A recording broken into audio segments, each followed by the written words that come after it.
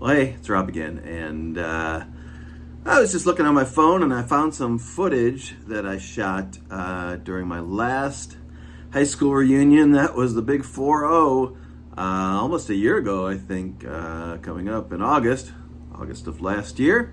And I have a little footage of the spot where my old high school radio station used to be. That was pretty much the beginning of my career as an audio engineer, working in my high school radio station. And I know it's been long gone for years. It was shut down, I think, in the 90s even, and converted to the computer lab. Now I think it's just where they house the servers and the routers and things that they use for the school networking. But anyway, I took this footage. I was experimenting with this camera, which had a gimbal and has a little head that moves up and down. It's supposed to automatically level or whatever, and it just kept pointing at the ceiling. So my one shot to get some good footage of this area, it didn't work out as planned. Anyway, I'll put it up here. Anyway, so I've done an extensive video about my high school radio station, what it was like to run a high school radio station in the 80s. You can dig around on my channel and try to find that if you like, buried in the heap of videos that make up Rob Disner Slept here. Anyway, I'll pop in a picture of what the studio looked like right now.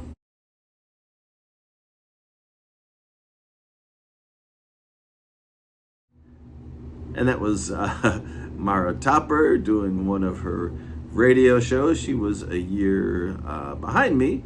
So when I was a senior and I was running the radio station, I guess she would have been 11th grade. Anyway, you can see some of the equipment and stuff we had there.